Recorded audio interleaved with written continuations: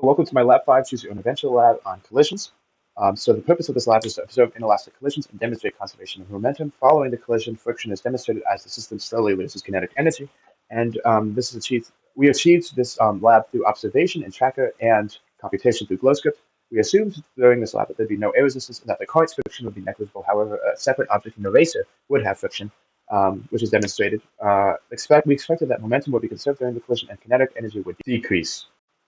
And after the physics, the momentum principle and Newton's second law are a core part of our project, and then perfectly inelastic collisions are also what it's all about. That relies on the momentum principle because you have the momentums of each object that's colliding, you add them together, that should be equal to the masses added together times the final velocity, because the masses will both have the same velocity because they will be put together in a perfectly inelastic collision. And the change in energy of the system should be equal to zero. However, the change in kinetic energy will not equal zero. It will equal a non-zero number. And as a result, the energy principle is also important to have because we'll have the change in kinetic energy plus the change in inner thermal energy is equal to zero. So the thermal energy that's still in the system will change so that the kinetic energy can change as well.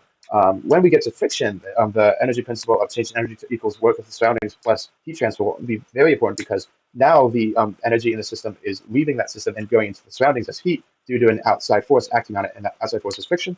And velocity and position update formulas will also be very important as we calculate everything.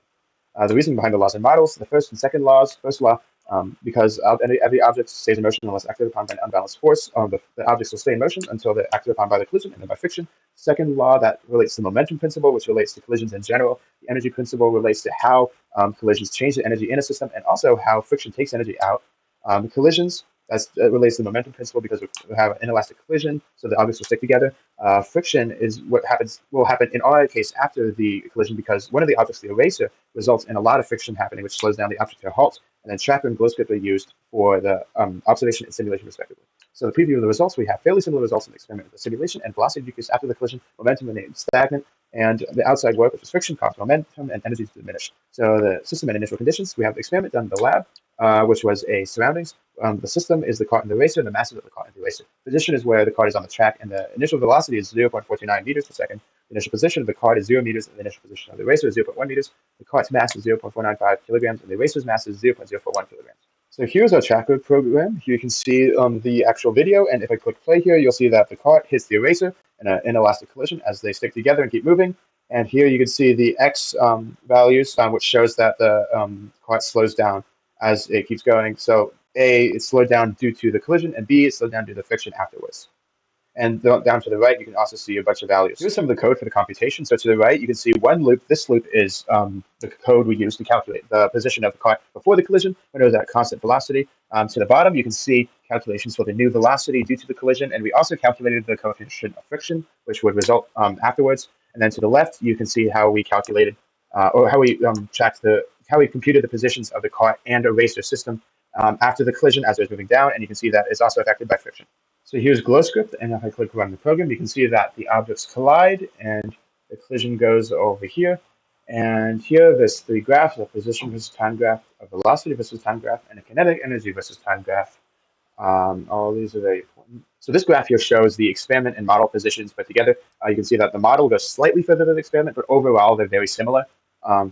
So some simulators and differences between the experiment and the model were that they have the same starting point as a similarity. They also have the same displacement up to the collision, and they have very similar velocity diminishment after that collision. And you can see from both that the conservation of momentum is present and friction is also present. The differences were that the model decelerates slightly slower than the experiment, and there's more variation in the experiment data. So possible sources of error were that there were changes in observed velocity during the tracker simulation. And the model also does fail to account for air resistance. While air resistance probably doesn't play too humongous of a role, it's probably there to some extent. Human error could also play a role in sources of error, and then the camera angle and movement also. So what does all of this mean? Is energy conserved throughout the collision, and is energy conserved as friction is applied? Well, kinetic energy is not conserved during the collision, but total energy is, as the kinetic energy becomes internal heat, which means that total energy stays the same. The kinetic and total energy dissipate when friction is applied, however, as that the internal heat ends up becoming external heat. It comes out of the system when friction and external force is applied. And then that performs the work on the system, which results in that energy being extracted. So what if the collision was elastic? Well, momentum would still be conserved. However, the kinetic energy would be as well. And so the objects would also have much different velocities. So that way they still have the same momentum, but also they have the same kinetic energy from before. The shape and temperature of the internal system will remain unaltered because those kinds of energies are not getting affected, because all internal energies remain unaltered due to kinetic energy being stagnant as well as momentum. So the conclusions, there were fairly similar results in the experiment and the simulation, and the velocity decreased after the collision, while the kinetic energy also decreased.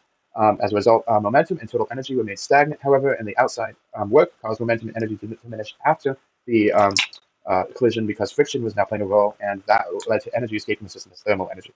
Thank you for watching.